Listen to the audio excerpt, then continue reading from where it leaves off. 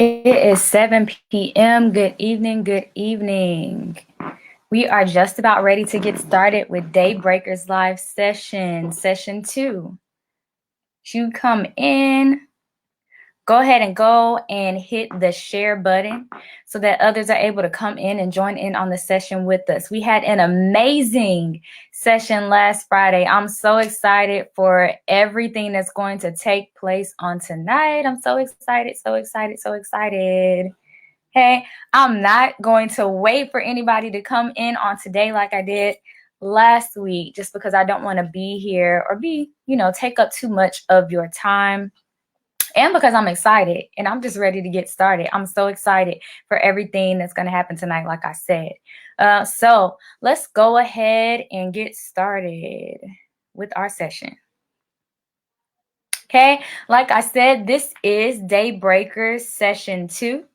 All right. Last session, we had an amazing time. Okay. So if this is your first time, I know I'm pretty sure you want to know what Daybreakers is all about. Why is it called Daybreakers? Well, if you did not know, okay, Daybreakers live sessions is based on the book that I most recently published called Daybreakers, When Your Day Before It Starts. All right. These live sessions are just to give you the purpose of the book and break down exactly what a daybreaker is.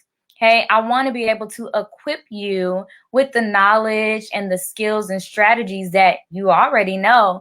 Okay, but I want to help you to activate those strategies. I want to help you to learn how to hone in on those things. I want to help you to learn and grow in your relationship with God. All right, and to walk into your purpose. All right, so without further ado, if you are just coming in, like I said, go ahead and hit the share button. All right, so we can get more people in so no one misses out on this and so no one misses out on the free books that some of you will be winning in the life coach consultation. All right, I hope that you are excited about that. Let's go ahead and get started. Let's dive in. And I know I mentioned this on last Friday. If you see me looking here and there, it's because I'm having to use dual screens in order to show you guys what is going on. So forgive me if I'm not looking directly at the camera. All right, so just like last session, in this session, what we're doing is, first of all, we'll meet the author. I know some of you already know me. Some of you met me last week. So for those of you that have not met me, we will do that. We'll do that briefly. I won't go as much into depth as I did last time. Okay, we will review what we talked about last week, which means I need participation from those of you that saw this, that took part in it last week, and that took part in the questions that we had on yesterday. And then we're going to strategize just like last week. I know we learned one technique last week. We're going to learn 2 techniques on today. All right. And just for those of you that may miss a session, or if you missed a session on last week, you can either just follow somebody who shared it, or you can find my page and you can scroll down and see the live session. It's also posted to my YouTube channel, and I'll give you that information in a minute. Or you are able to, at this time, purchase my notes, which won't be in PowerPoint form like this. It'll be in a PDF form along with the playback video for each session. If you need one session that you missed, it's $5. If you want to purchase all 4 sessions, it's $20 total. And once again, it'll include the playback videos for the sessions and the PDF notes. All right, let's go ahead and dive in. All right. Okay, so once again, my name is Trevay Nicole. I am the author of Daybreakers, as well as the other books that are listed up top on the screen. I am a certified life coach, and my program is called Excel and Excel. To find out more information about that and about my books and the music that I have put out, you can visit my website at trevaynicole.life. Or you can email me at trevay.nicole@gmail.com, or you can visit me at any of the social media sites that are on the screen: Facebook, YouTube, Instagram, Twitter, either one. All right, I told you it would be brief. So let's dive in. We just met the author. It's time to review. So hopefully some of you that were in the session last week are on here, because I expect you to participate. And participation grants you a better chance of winning the free book and life coach consultation. All right, so I want to ask you a few questions just so those people that were not here last week are able to understand what it is that we've already talked about before we start today. So can anyone tell me or give me one example of what we said a daybreaker is in our last session? Or if you weren't here, if you want to take a guess at what you think a daybreaker is, I want you to take a moment and go ahead and type in the comment section what you think a daybreaker is, or what you know it is if you were here last week. And I'm only, just because I don't know if there is a delay in the video, I'm only going to give you guys a certain amount of time to type your answers in there, just so we're keeping track of time. Okay, and I'm going to watch on Facebook Live over here. Anybody remember what one example of a daybreaker is?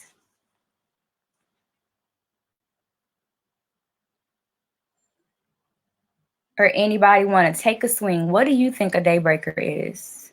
What do you think? Okay, so there is a delay.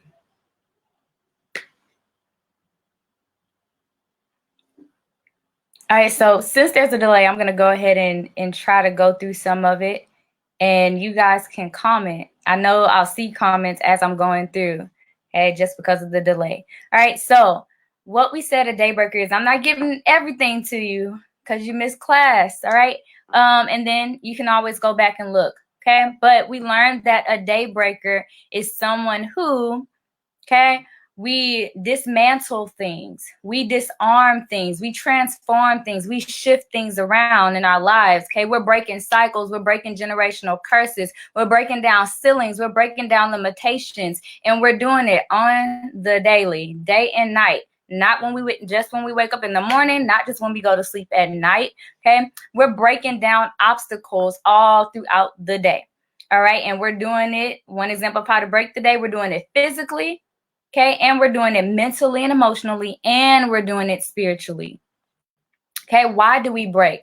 We break in order to walk into freedom, to walk into our purpose, all right, and to share the gospel, okay, to spread God's love to his people, to spread the knowledge of Christ to his people, to the kingdom, all right.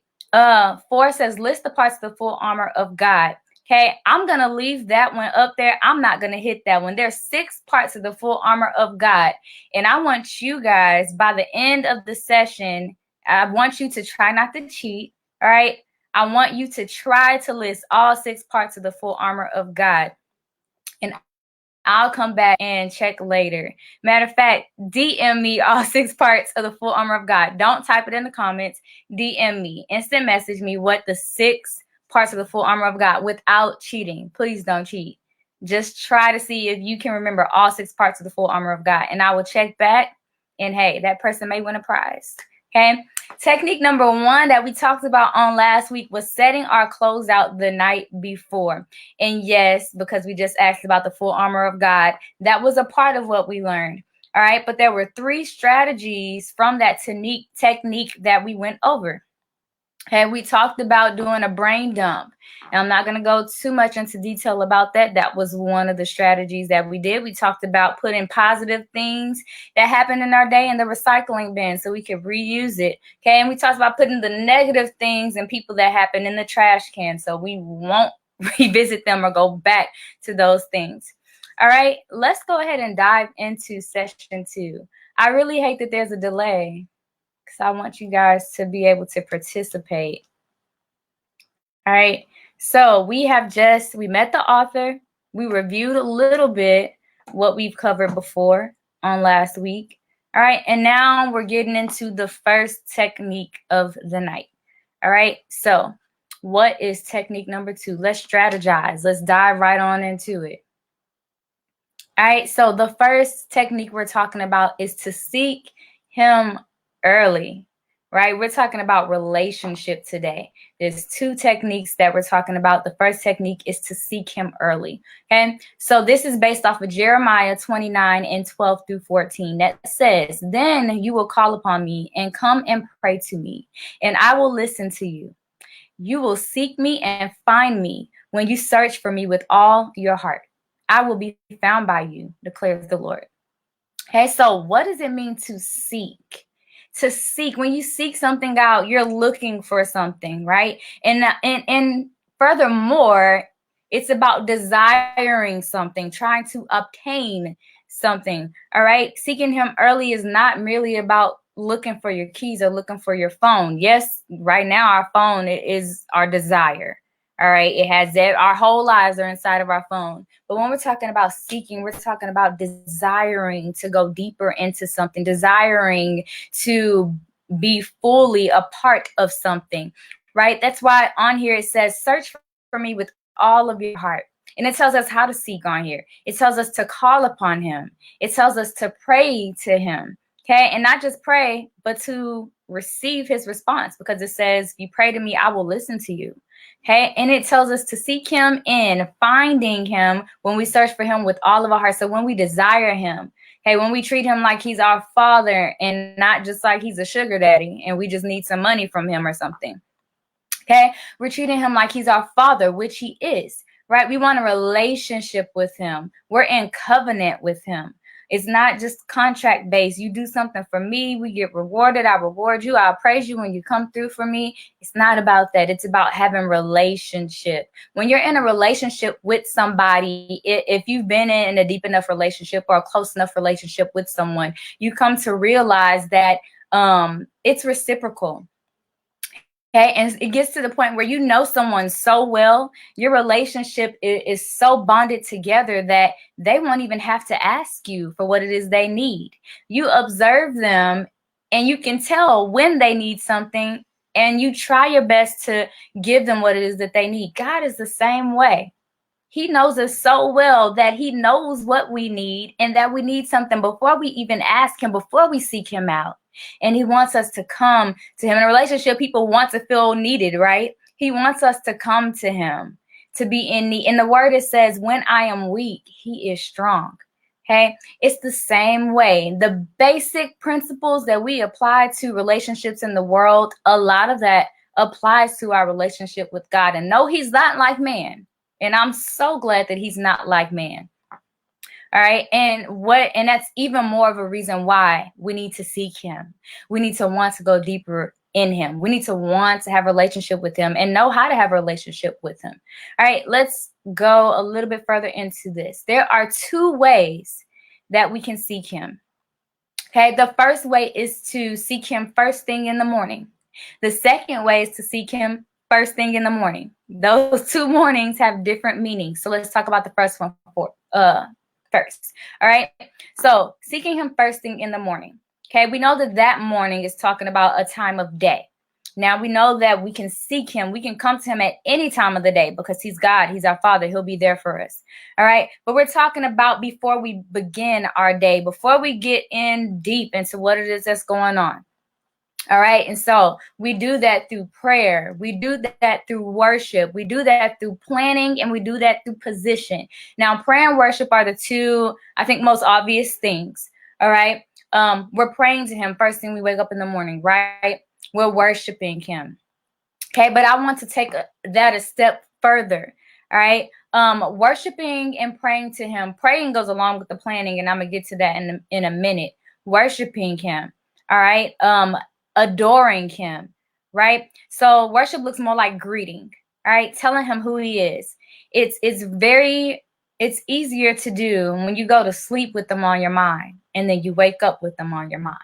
Okay, so that looks like, Lord, good morning. Just like you say good morning to a person. Father, good morning. Thank you for waking me up this morning. Thank you for keeping me. Thank you for being a keeper.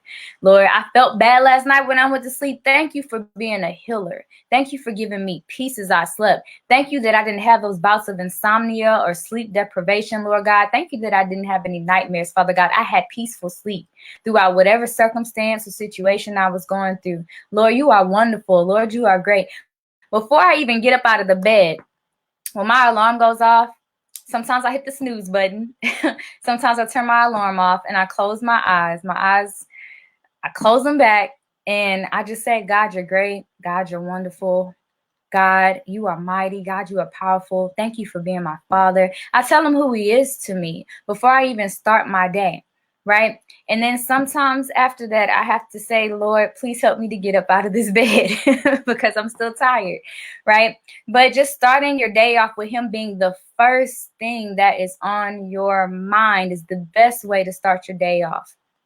Right? A lot of the times when we wake up in the morning, the first thing that's on our mind is whatever is on our phone.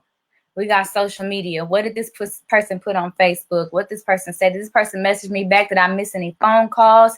Or else we're looking at work. Oh, I know I have so much to do today. What is it that I have to do? What meetings do I have on today? Okay, we need to learn how to pray to Him even before we think of that. Don't answer any messages. Think about it this way. Okay, you may open up your phone and see a message that doesn't quite sit right with you. You may open up a phone and see somebody add more to your workload than you already had planned to have for the day. You may open up an email with some disturbing information, or even turn on the news and see things that the news sometimes depresses me.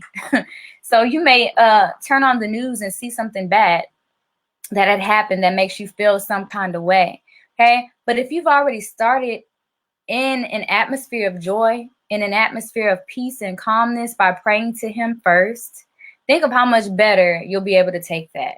Okay. Or think of how it won't even bother you because your mind is already focused somewhere else. Right. So that's prayer and that's worship. All right. So what about planning? And what does prayer have to do with planning? What does position have to do with planning? Because those two things go together.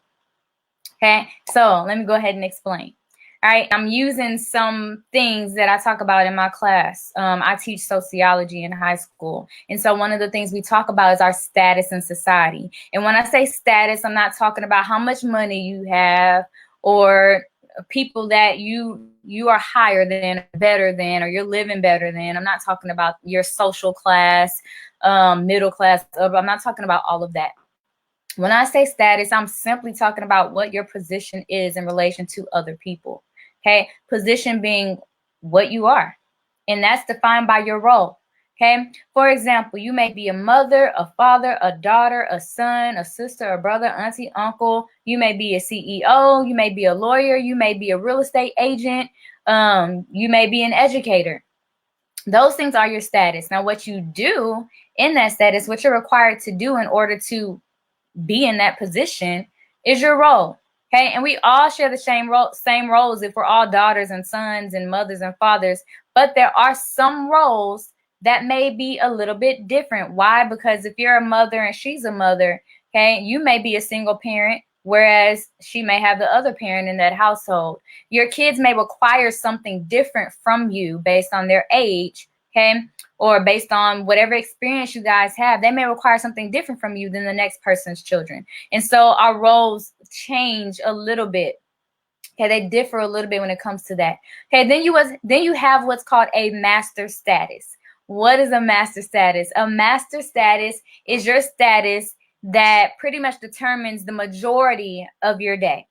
So what I mean by that is your master status determines what you eat and when you eat, when you go to sleep, where you live, where you've decided to move to.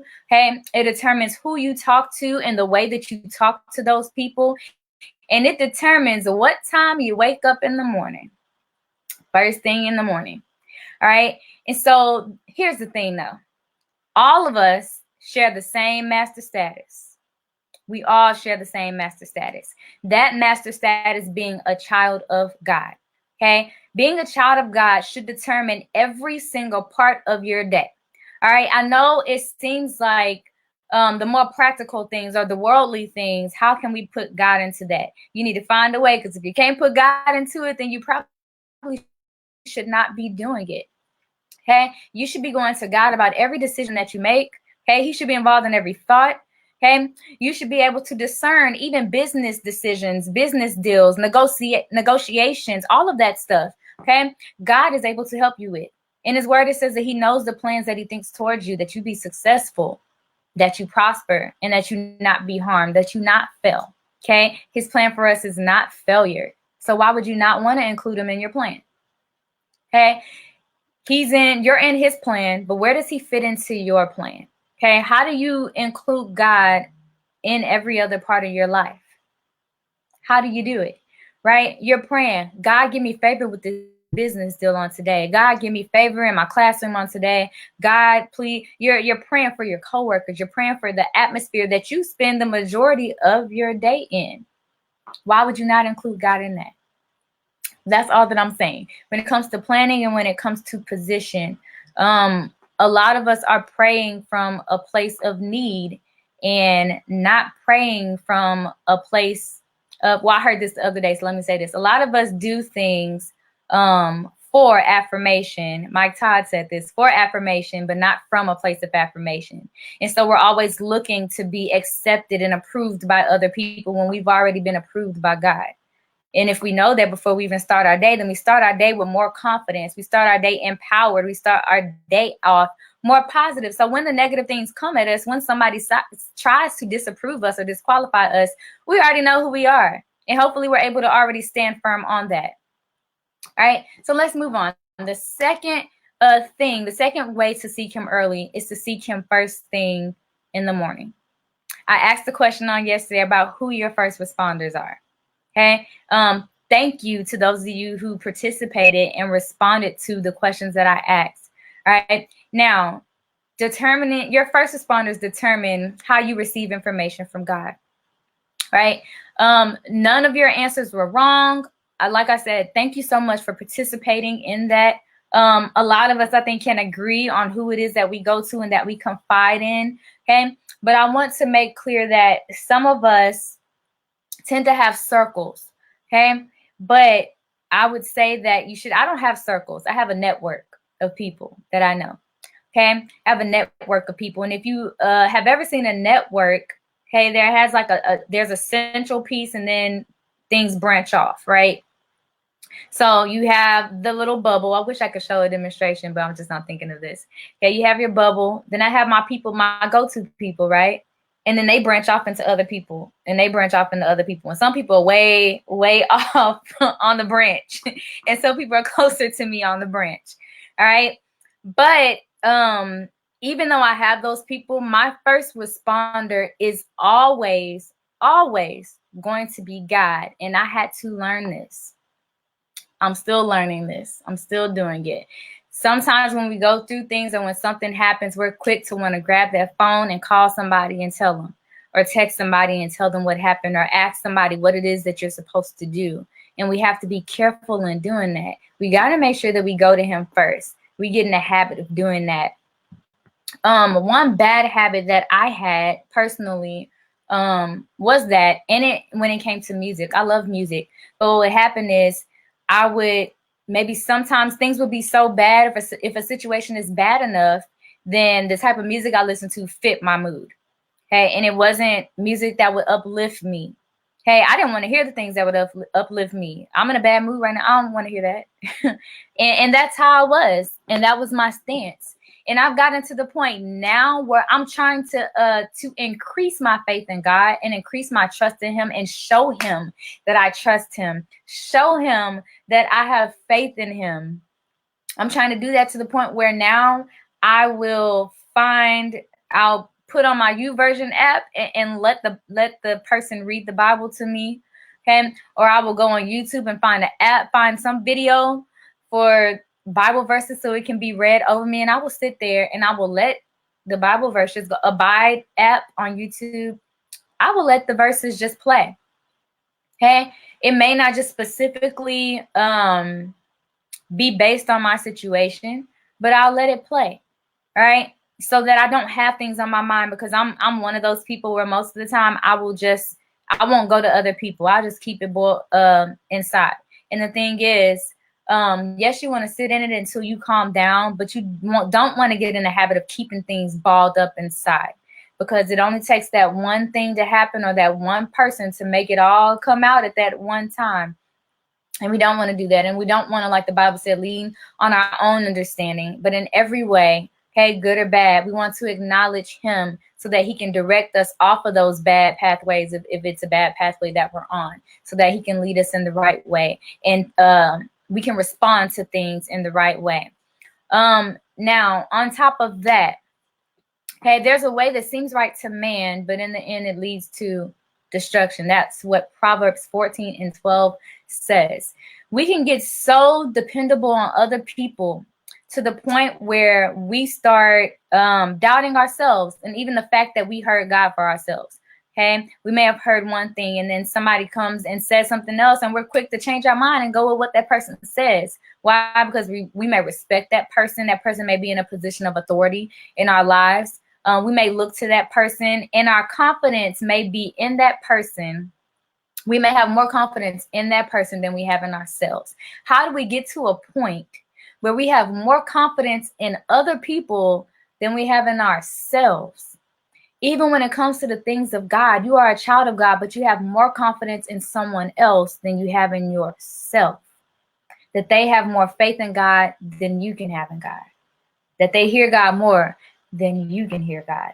How can we get to a point where we trust somebody else with that more than we trust ourselves? Okay. You can get to a point where you get so dependent on other people that you realize that, yes, they're giving good advice and they may not be trying to lead you in the wrong way, but after the fact, you're like, hey, I should have gone with my first mind. I should have did this at first. Why did I listen to that person? And then guess what? You're upset with that person. When they weren't trying to hurt you, they were just doing their best to give you the best advice. Okay, and you may find out that what they're telling you is not true, it's not factual, and that it doesn't line up with the word. You'll be upset with yourself afterwards. Hindsight is it's something. I've realized a lot of things. I've learned a lot of things in hindsight, and we don't want to be in that position all the time. We want to be able to go, and I'm not saying in any kind of way that we shouldn't go to other people for encouragement or anything like that. Like I said, I have a network, okay? But we want to make sure that we're not just going to everybody else and that we're able to lean and depend on God. Believe me, I know that it's a good thing. All right. Now, the thing is, seeking him second and not first in our situation. He's the best first responder. Seeking him second and not first can lead us to it's like secondhand smoke, which is the next point. Hey, we're not getting into the presence for ourselves. We're living off of the fumes of other people's experience in the glory, other people's experience in the presence, and that's a dangerous thing. Let me read this excerpt first, and then I'll say what I was going to say. All right, so in the book, I say, sometimes we don't get the best advice from others, and that is when secondhand smoke can truly be detrimental to us. Sometimes we don't give ourselves the best advice. And in addition to this, when we do not seek God first, our situations can cause us to think, to speak, and to act out of emotion. Emotions build up and build toxicity inside of us. And when we let it out, we are spewing out negativity. We are polluting the atmosphere because we are under the influence. The people in our vicinity are affected and influenced by our actions and our words. Secondhand smoke. Secondhand smoke can cause ear infections and can lead to hearing loss of discernment. Okay, harder to discern things, right? Heart disease, cancer, and death. And where do we go from there? Where do we go from here? We seek him early, seek him first. All right, so it's like cheating on someone else's test, right? I've caught people many a time cheating on the test. Right. And sometimes when I'm looking and I'm comparing and I'm like, okay, why did this person choose out of all people, they chose this person to cheat off of? You cheated off of the wrong person. If you cheat off of the wrong person, what's going to happen? You're going to fail. All right. And sometimes it's the same thing. Right. It's like you cheated off the wrong person and you fail at whatever the situation is. Right. And the thing is, this is so good. All right. So the thing is, you want to aim to give your network or your circle that you have, you want to aim to not bring in negativity into the atmosphere. And not saying that you should not feel encouraged or get encouragement from your circle. Great. Awesome. You get encouragement from your network. Yes, that's how it should be. But there comes a time when I'm spending time with people that's in that direct those direct branches of network, I want to have an admin because those are the people that pray for me. I don't have to come and ask them to pray for me. They just pray anyway. I don't have to tell them that something is going on. I'm just on their prayer list because, they're on my prayer list. I love them and they love me. And so I keep those people in mind. And I pray for everyone in general, but they get those specific personal prayers. And I may not even know that something is wrong. And then after the fact, they come and tell me this is what happened. And this is what happened. And they didn't even tell me anything was going on, but this is what happened. And they made it out. And you want to get in the habit of not always, I won't say it's complaining, but once again, leaning on God and not on everybody else all the time, because it's not their test that they have to take. It's not their burden to carry. You want to aim to give those people the good stuff. So aim to give them the testimony and not the test, if that makes sense. The Lord says in his word for us to cast our cares upon him, cast all of our anxiety on him, and not always on other people. Sometimes people get burdened down whenever people are loading everything. You don't want to unload all of your problems onto people, all of your issues onto people, because it can cause breaks in your relationship. It can cause relationships to be strained. But this one relationship that I know will never be strained is the relationship between us and the Father. And that's so true, right? So once again, you want to aim to give people the testimony and not the test. We overcome by the blood of the Lamb and the word of our testimony. Hey, a testimony can do a lot more good than giving everybody your test every time to take for you. You got to learn how to take the test yourself. Okay. And that is why I think I talked about last time, but when you're not used to taking a test yourself, that's when you get test anxiety.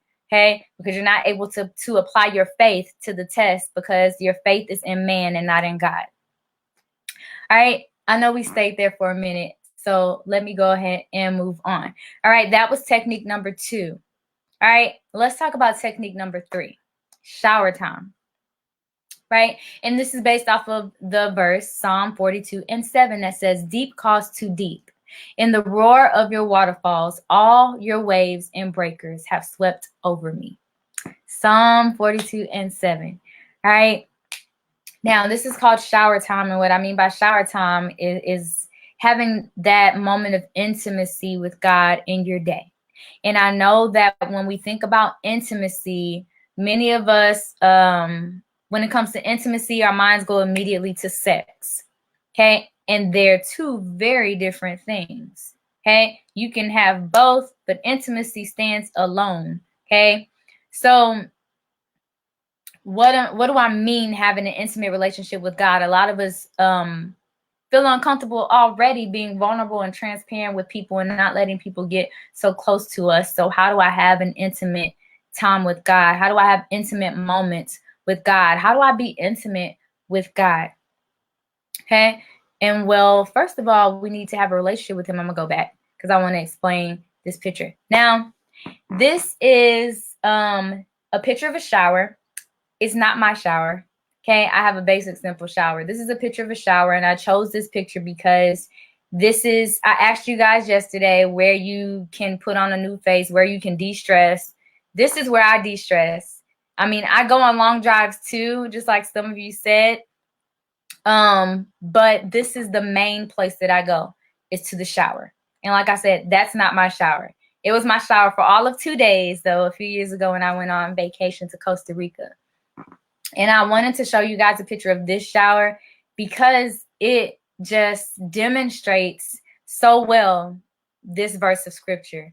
Okay. What happens is, first of all, we're in Costa Rica. Normally we go to the beach. I was in an uncomfortable place because we didn't go to the beach. We went to the rainforest. I'm not an outdoors person. We went to the rainforest. Okay. And this was the shower. And there's a little opening at the top of the shower. And it's in the rainforest. So yes, it rains most of the day. And when it rains, there's a little waterfall that comes over the rocks and it waters the plants at the bottom. And I think that is the greatest demonstration of what it is when God is showering us, when he's pouring into us, when he's singing over us. Okay, the deep calls to deep. He's pulling, as he's pouring, he's pulling things out of us, right? And we're able to pour onto him and worship him, right? Let me go ahead and go into this, all right? So, shower time. There's three things that are important when it comes to shower time. The first thing is making it personal. The second thing is setting the scene. And the third thing is building rapport with God through prayer language and prayer tone. Okay. And so the first thing, making it personal. So like I said, a lot of us don't like being transparent. We don't like being vulnerable with others. It's uncomfortable. But when it comes to God, it's a little bit different. So if you think about it this way, this is the revelation, the realization that I had, because I felt a little weird as well. Initially, how do I be intimate with God? The word intimate is uncomfortable in itself, but when you realize who he is and how much he loves you, you understand. You just know, as I heard someone say the other day. But think about it this way. The very hairs on your head are numbered. It says that in the Bible. That's how much he knows you.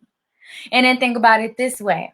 He knew you when you were being formed in the womb. So pretty much when you were without form, he knew you. He saw you when you didn't have a nose. And this is funny to me, but this is how, I was able to understand. He saw you when you didn't have a nose. He saw you when you didn't have any ears. He saw you when your eyes were just little slits. I mean, can you get more transparent and more naked than that? He saw you even then. He knew you. He knew your voice before the world heard your voice when you came out of the womb. He knows you. Okay? Why not be transparent? Why not? He says, come back to your first love. Okay? And so here's the thing with shower time. All right? It is reciprocal. All right? Showering him with love and adoration is important. Once again, we don't want to have our relationship with him is not one where we're just coming when we need something. All right? We want to keep him in our plans throughout the day and not just leave him at the beginning of the day to make sure we have a good day. Don't just leave him at the end of the day when you reflect on the day. Okay. You want to keep him in mind in everything that you do. Once again, in all your ways, acknowledge him and he'll direct your path. Right. And so he showers us with all of the above. He's adoring us all day long, showering love on us when we don't even realize it. Okay, not just waking us up in the morning with grace and mercy, forgiving us when we mess up, but he showers us with love. He's keeping us all throughout the day, and that is the way that he demonstrates his love for us. But my place is the shower because, and it's not about the place necessarily, it's about what it represents. The water. Okay, it's something that's so refreshing about the rain, about the water, about the waterfall.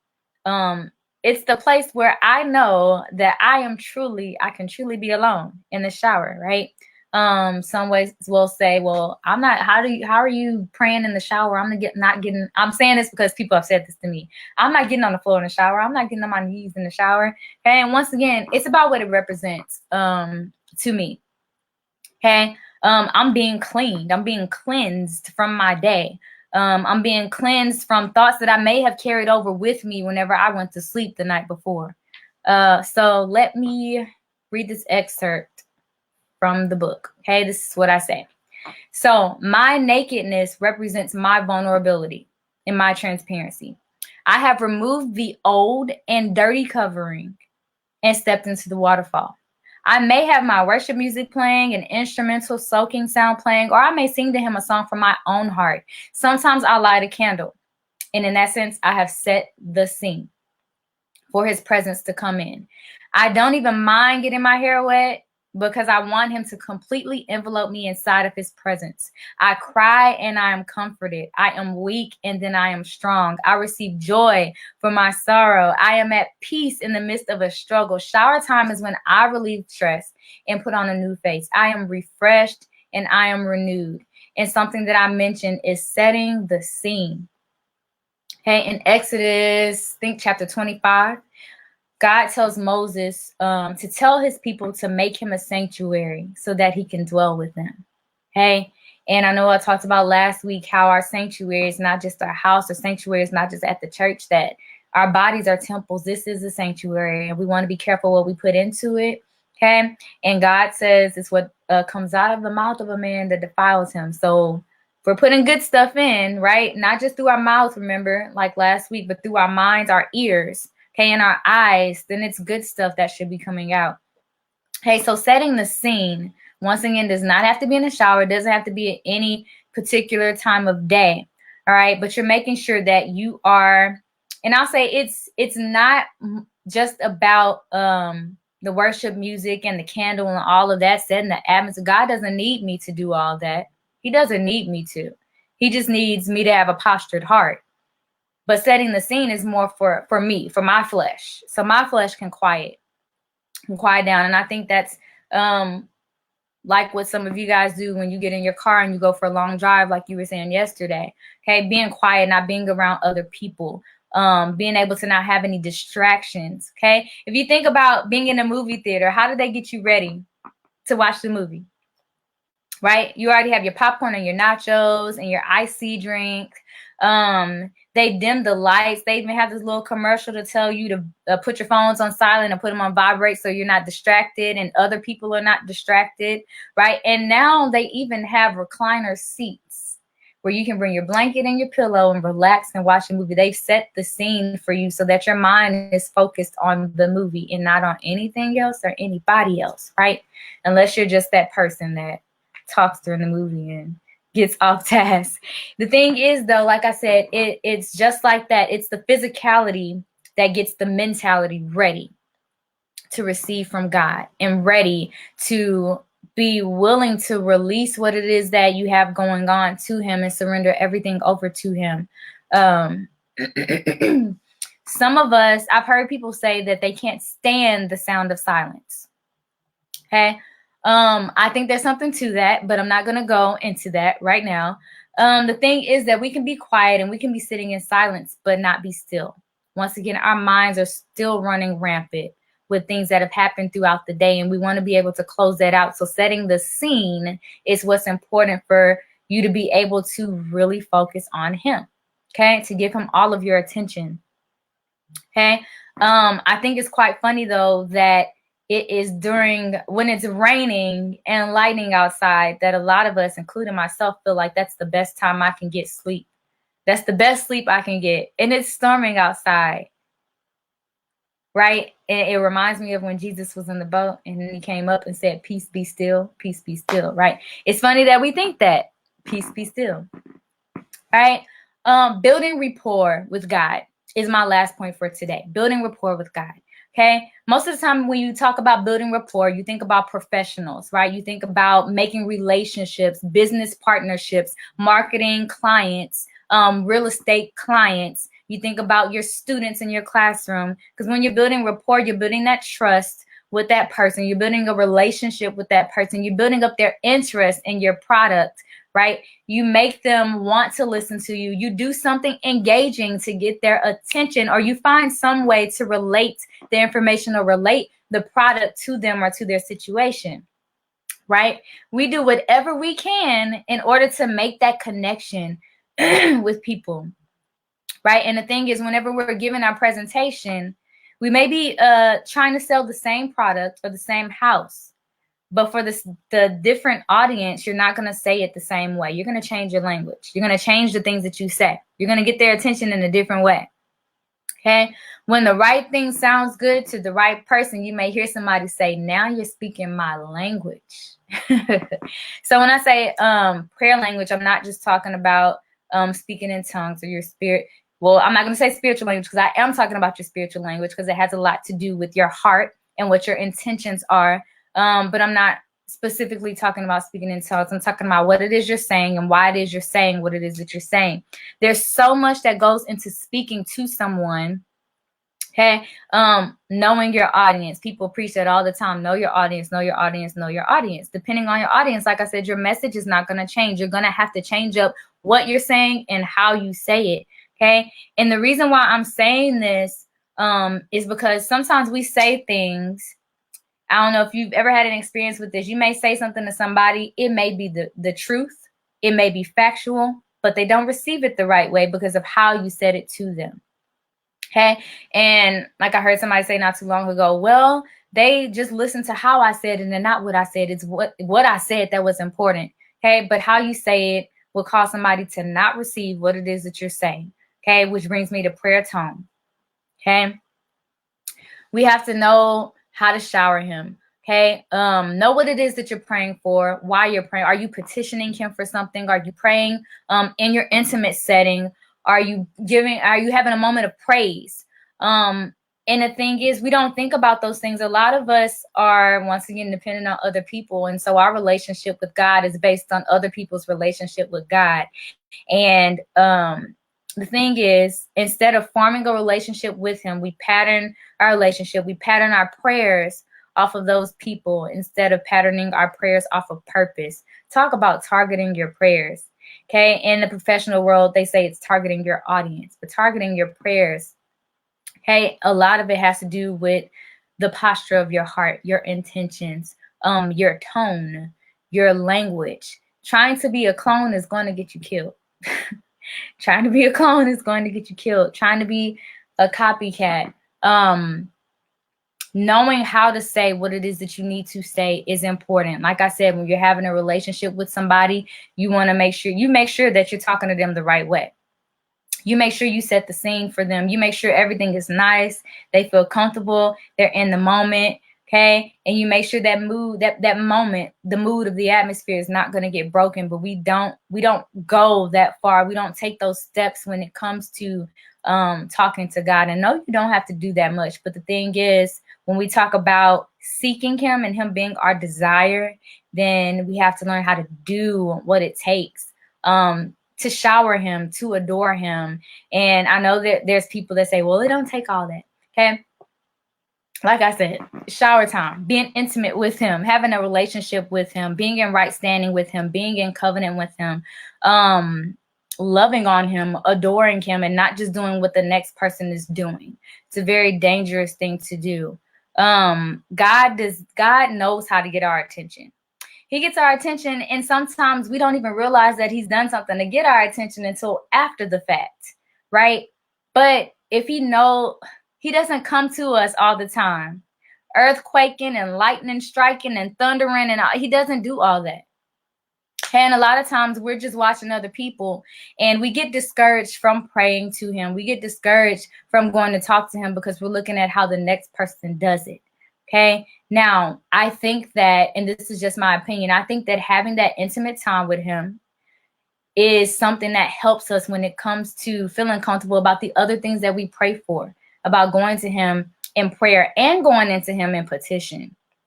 Getting into his word is another thing. Think about going for a job. Okay. The person reads your resume, right, in order to get a general understanding of who you are, besides the questions that you answer in the interview, but who you are, what your experience is. Okay. Where do you come from? What is your background? The Bible is just that.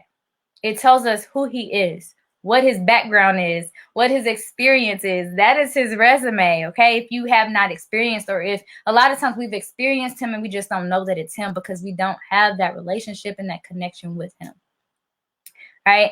So I challenge you to change it up a little bit, okay? Change up your routine a little bit. Get out of the routine thing.